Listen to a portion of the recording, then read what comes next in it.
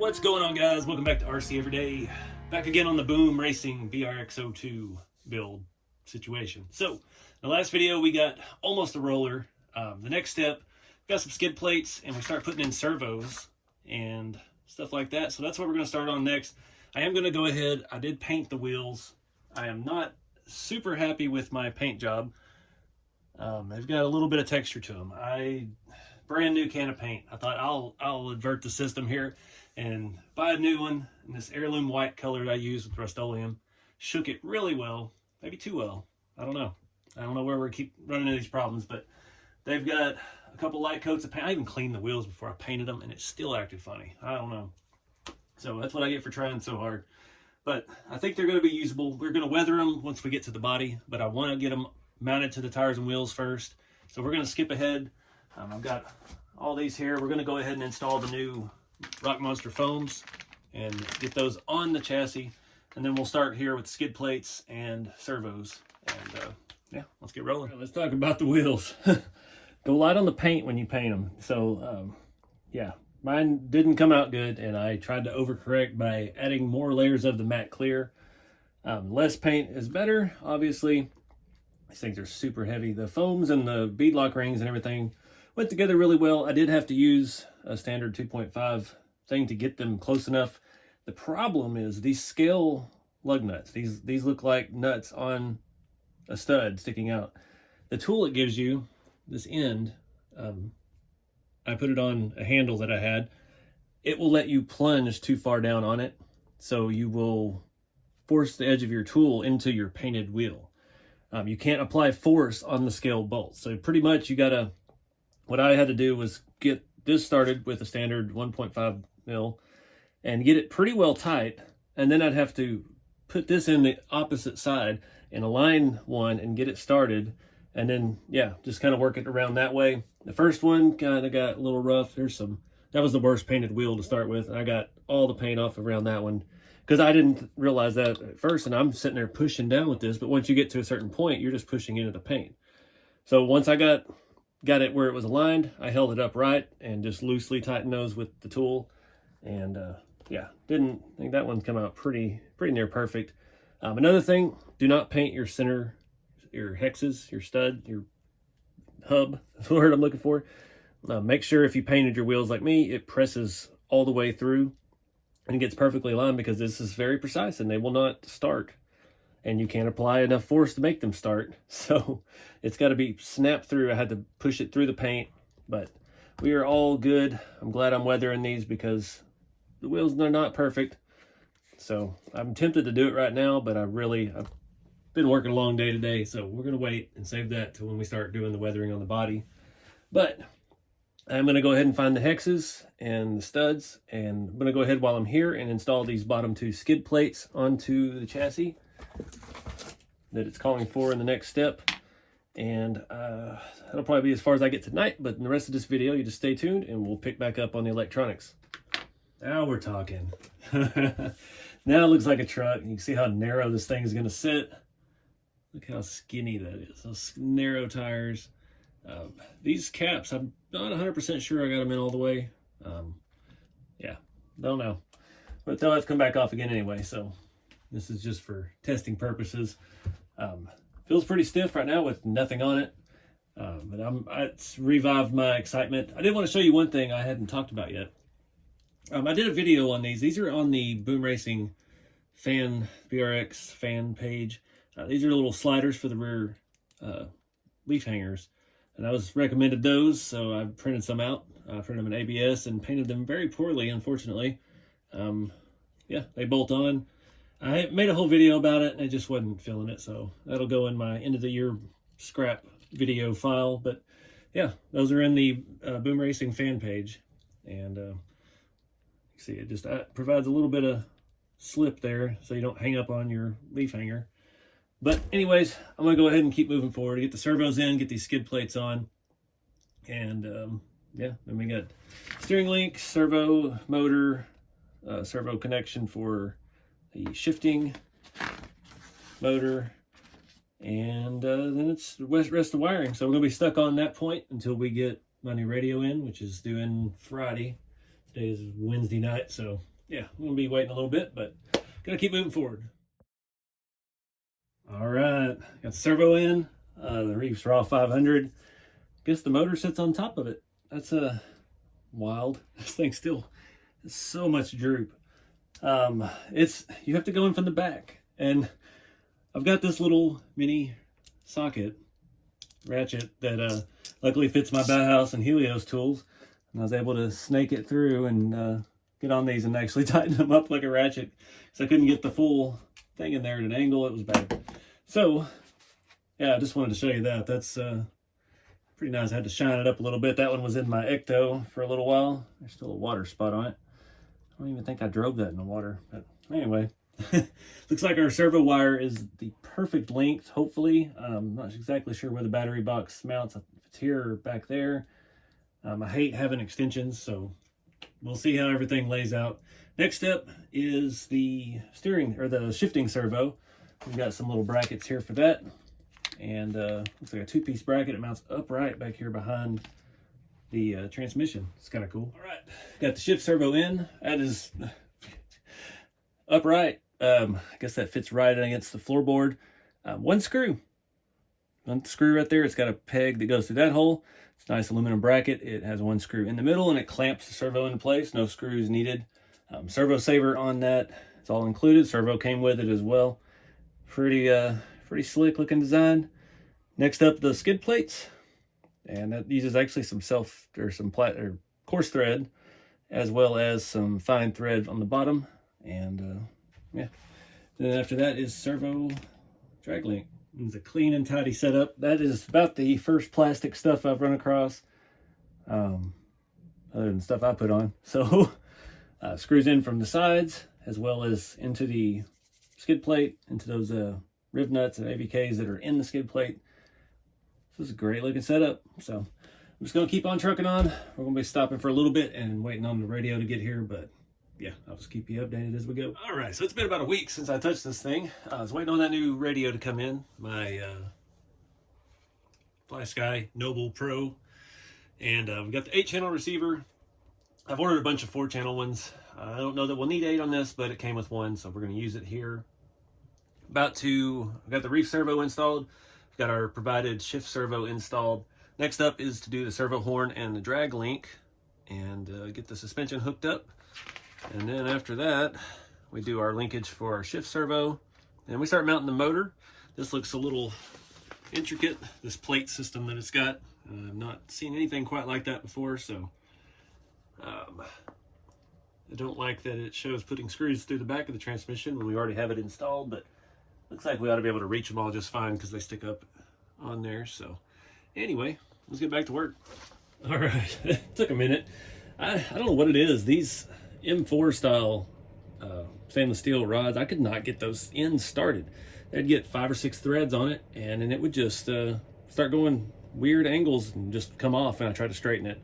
But finally got it. It just took a lot of fighting. Like that servo horn though, that's really nice. I even Loctited the other screws. I don't like Loctiting into the servo, but I do these side ones into the actual servo arm. Just my personal preference. I didn't realize that rod, I thought it was plastic from the beginning for the linkage here. Their little scale on that, they want you to make that 39 millimeters from the center of here to the center of that, which is kind of hard to measure. It would have been easier just to have an overall length. It has a little chart underneath that in instructions that says 50 millimeters. So yeah, it's hooked up. I moved it. I don't know what gear we're in now, and yeah, we'll see when we get there. So anyway, servo is hooked up. Next thing is the motor. All right, a little update. Transmission's a little overcomplicated here, but I see why they did it. It allowed it actually be able to change teeth on your gear setup. So looks like this is going to have a good mesh. It's kind of hard to tell. You just kind of got to feel it. It has an additional spacer. I don't think that's going to be needed.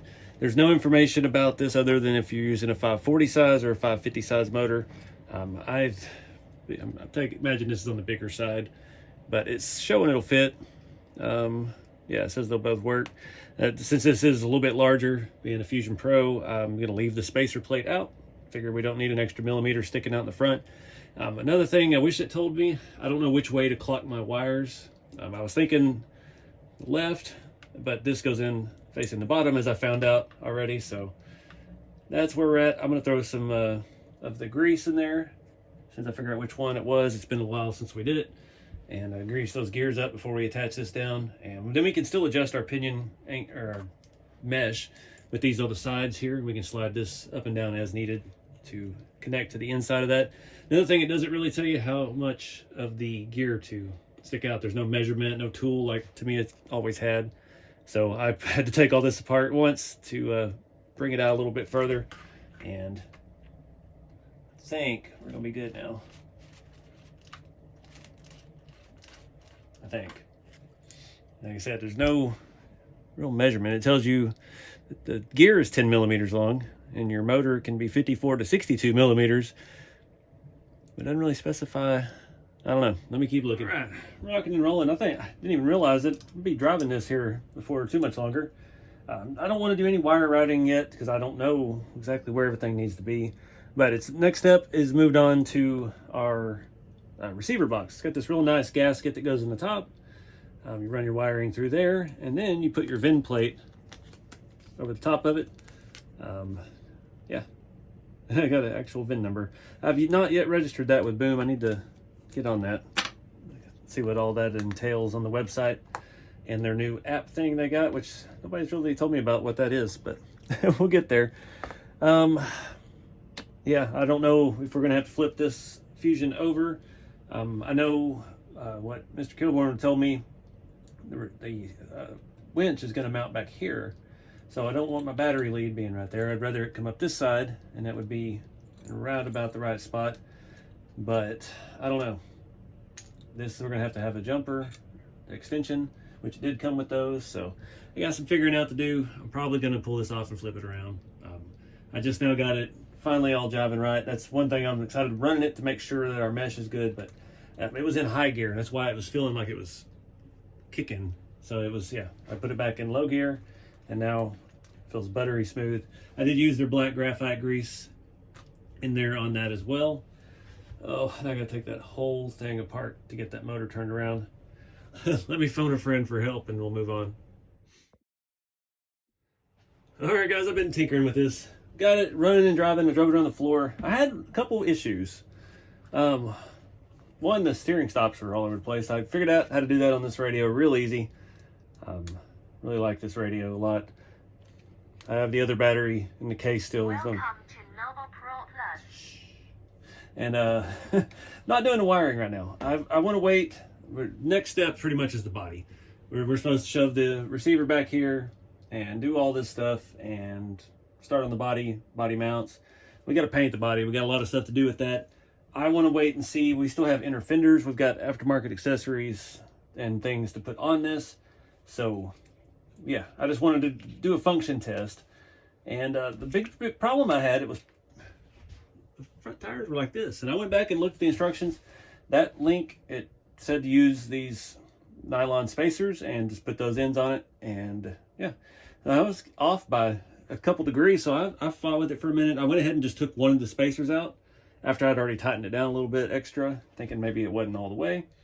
And we're much better looking now, so I'm just gonna turn it on. Now I know this little button for the Fusion Pro can be mounted inside of the battery under the engine compartment, where you can reach up through like that and get it or something. So there's a lot of stuff we've got to figure out with all that before we nail down everything. See if my steering stops are still in good shape, since yeah, looking pretty good. Not catching the leaf. We were catching the leaf real bad in one direction. The shift servo worked perfectly right out of the box, so we ended up getting nose linkages. I have that by default set to switch VR1. It's like a infinite position switch, but we can just do it in nose. Did have a big problem. That shift's nice. I bent my rear bumper and I didn't think about it. Went to power it up. I was trying to get the servo to set straight, and I had the servo and the motor plugged in wrong. So I hit the steering wheel full throttle that way, and it went in reverse. caught the corner of my shop truck here and landed on this corner of the bumper. Took a chunk out of the shop floor, actually. There's a little chunk of wood missing right there. So, yeah, no matter how experienced you are, you can still do stupid stuff like that. But luckily, didn't really hurt that truck, just nicked the paint a little bit. Bumper, I bent it out a little bit. It did start to crack, aluminum, so we'll just play it by ear with that. But I'm really excited that the shift servo is working well. I did not want to, what gear are we in? Okay, there we go. Nope, no, that's high gear. Definitely need to go in on the ESC programming with the Fusion and turn down reverse a little more. That's always been an issue with those, and I've never really gone back in and fixed it. So let's do a little crawling in here. This thing is heavy already. We don't have hardly anything on it. Getting a little bit of flex.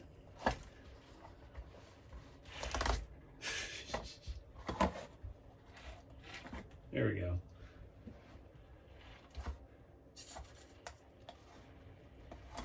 But everything sounds good with the gear mesh. Not worried about any of that anymore. I think here how solid that is. We've got to get a little bit. That battery may actually work. It's close. We got to do some measuring with that once we get the body on. We still got a lot of work to do with the body. That is going to be the majority of this build, is trying to do the body scale and lightly weathered. I don't want to go too crazy with it. I hate running extensions, but I want to know where everything goes, and then we'll come back with that cloth wire wrap, and we're going to wrap everything nicely and run it through its provisions out here and keep it all nice and tidy. So that'll be later down the line. I think next we've got to start looking at the body. We got to get some paint on stuff and start to get the plan together. I know I've talked a little bit about it, the cream color wheels, cream color top. I told you my wheels didn't paint as well as I'd liked, that bare metal. So hopefully we have better luck with the plastic. We are going to lightly weather this. I don't want to go crazy.